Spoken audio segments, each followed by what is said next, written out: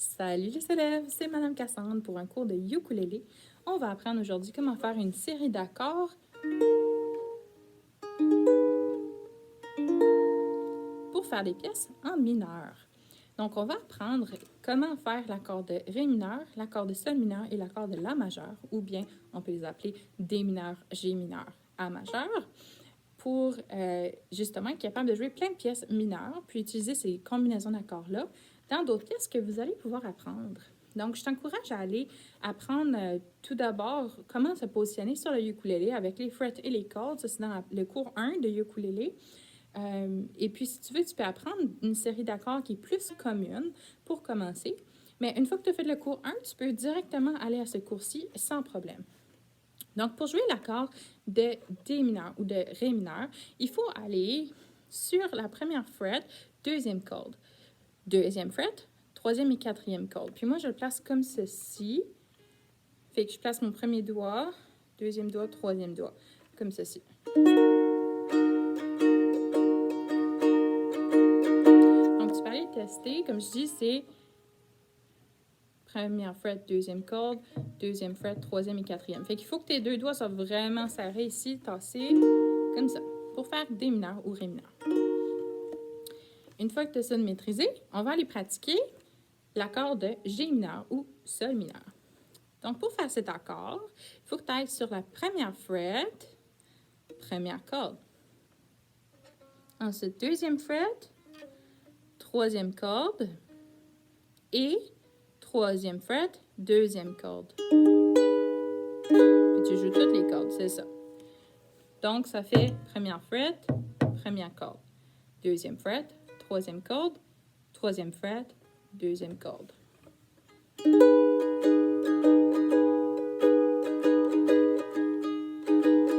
G mineur ou Sol mineur. Donc, je me pratique à faire la transition entre D mineur et G mineur.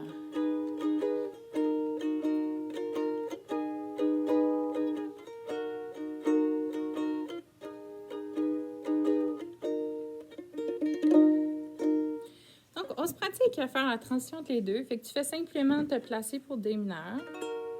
Puis là, après ça, essayer de te placer pour G mineur le plus rapidement possible.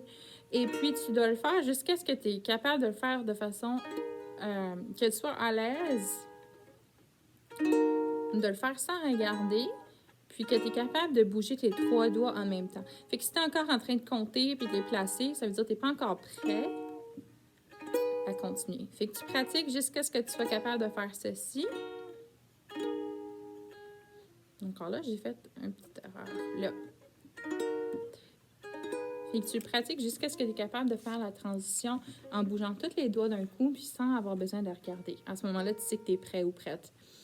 Le dernier accord qui nous reste à placer pour faire la série que je vous ai montrée au début, c'est l'accord de La ou l'accord de A majeur. Fait que ceci, c'est la première fret, troisième corde et la deuxième fret, quatrième corde. Donc, c'est le plus facile des trois parce que tu joues seulement avec deux doigts et puis c'est collé, c'est pas trop écarté, c'est pas trop serré non plus. Fait que ça te permet de jouer assez confortablement.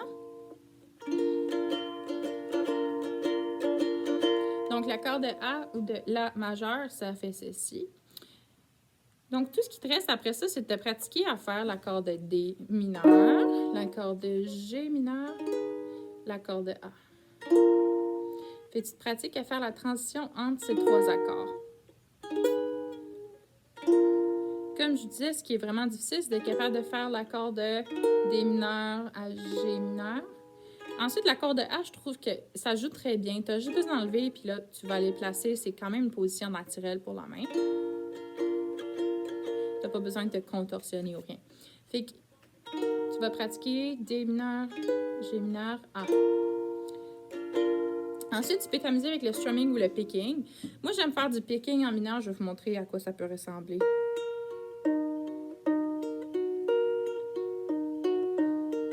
Là, je ferai G.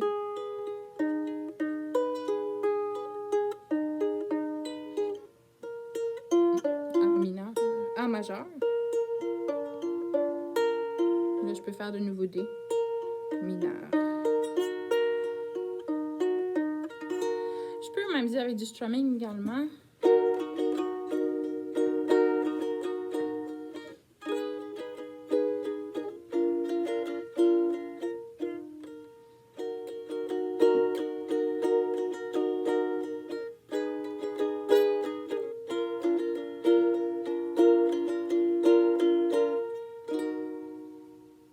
Et puis, vous pouvez expérimenter. Dans le fond, ça vous permet de faire de la musique mineure qui a une sonorité plus sombre, triste, qui peut aller chercher peut-être des sonorités un petit peu plus comme du flamenco ou de la musique latine.